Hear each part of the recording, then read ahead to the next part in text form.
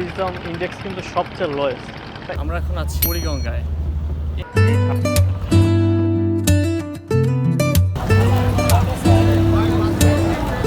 ১৬১০ সালে মুঘল সুবেদার ইসলাম খান যখন ঢাকায় বাংলার রাজধানী স্থাপন করেন, তখন এই বুড়িগঙ্গাই ছিল যোগাযোগের প্রধান মাধ্যম।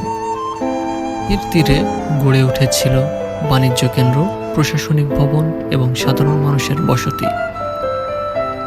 লালবাগ কিল্লা, আহসান মঞ্জিলের মতো স্থাপনাগুলো আজও সেই সোনালী অতীতের সাক্ষী। এই নদীর জন্যই ধীরে ধীরে একটি গুরুত্বপূর্ণ শহর থেকে আজ মেগা সিটিতে পরিণত হয়েছে ঢাকা।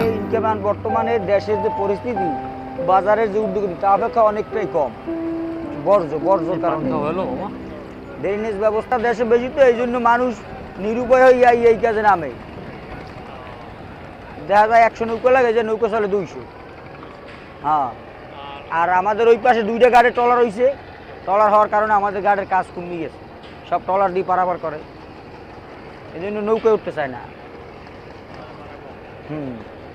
তো সময়ের সাথে সাথে বুড়িগঙ্গা তার আগের রূপ হারিয়েছে।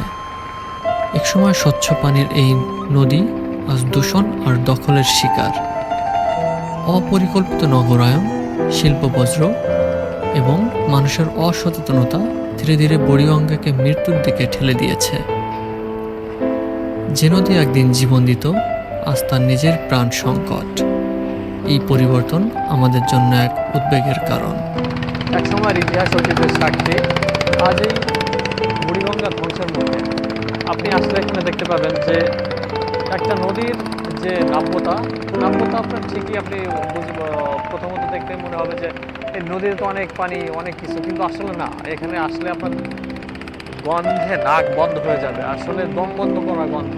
আর এখন একটু পানি বাড়ছে বৃষ্টির কারণে, যে এই জন্য হচ্ছে আপনার একটু গন্ধটা কম। এক সময়ের ইতিহাস ঐতিহ্যের সাক্ষী যে বুড়িগঙ্গা, আজ কিন্তু সেটি ধ্বংসের মুখে।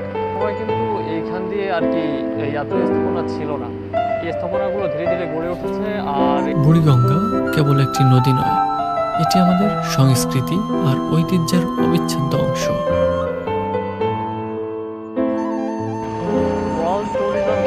যদি আপনি একটু দেখেন, তাহলে লোয়েস্ট যে ইন্ডেক্স আছে ট্যুরিজমে, সেখানে কিন্তু বাংলাদেশের ট্যুরিজম ইন্ডেক্স কিন্তু সবচেয়ে লোয়েস্ট। তা এটি আমাদের জন্য কিন্তু খুবই লজ্জাস্কর যে আমাদের মতো একটা দেশে নদীমাতৃক, কিন্তু নদীমাতৃক দেশে আপনি যে আমরা পর্যটন শিল্পটাকে গড়ে তুলতে পারি নাই, এর জন্য দায় কিন্তু আমাদেরই নিতে হবে। এই নদীকে কেন্দ্র করে রচিত হয়েছে অসংখ্য গান, কবিতা আর গল্প। বুড়িগঙ্গা আজও বহু মানুষের জীবন জীবিকার উৎস। অসংখ্য মাঝি তাদের নৌকা বেয়ে জীবন নির্বাহ করে। সাথে কথা বলে জেনেছি যে এখানে কিন্তু এককালে অনেক মাছ পাওয়া যেত, আর বর্ষাকালে কি তারা নাকি এই নদীর পাড় থেকেই বড়শি দিয়ে বা ছোট ছোট জাল দিয়ে বা হাত দিয়ে অনেক সময় মাছ ধরতে পারতো। কিন্তু এই কালের আবর্তনে মাছ এতটাই কমেছে। আরেকটা বিষয় হচ্ছে শাকার ফিশের কারণে হচ্ছে মাছের প্রজনন নাকি এখানে অনেক কমেছে। শাকার ফিশ নাকি আমাদের দেশীয় যে মাছগুলো আছে, এগুলো কিন্তু নাকি শাকার ফিশে খেয়ে ফেলে। অনেকে মাছ ধরে জীবন জীবিকা নির্বাহ করে। এই নদীপথ ব্যবহার করে প্রতিদিন হাজার হাজার মানুষ ও মালামাল নির্মম পরিহাস।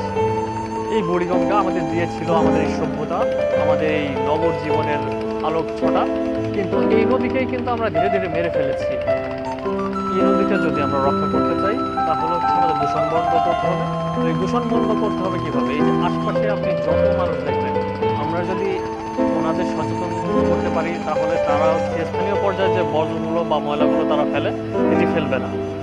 এটি আমাদের সরকার পর্যায়ে বা যে নগর সিটি কর্পোরেশন বলেন, সেটির একটা ব্যবস্থা নেওয়া দরকার। কারণ এই ব্যবস্থা নিলে আমরা কিন্তু এই বুড়িগঙ্গাকে একসময় হারিয়ে ফেলবো। আর বুড়িগঙ্গা হারিয়ে ফেললে কিন্তু আমাদের যে ঢাকার জৌলুস, আমাদের নগর জীবন, আধুনিক জীবনের যে ছোঁয়া দিয়েছে, সেটি কিন্তু আমরা ধীরে ধীরে পাবো না। এটি আমরা কিন্তু আস্তে আস্তে হারিয়ে ফেলবো। হয় নদীর তীরে গড়ে ওঠা ছোট ছোট ব্যবসাগুলো অনেক অন্যের সংস্থান। একসময় মৎস্যজীবীদের জন্য এটি ছিল আশীর্বাদ। যদিও দূষণের কারণে মাছের সংখ্যা কমে গেছে,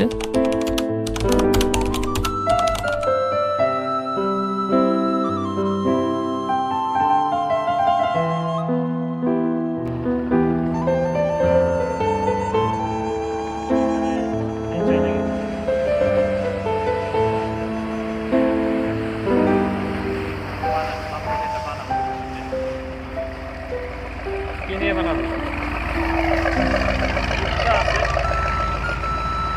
কি নিয়ে বানাবি? বরিশাল টরিশাল যাবো।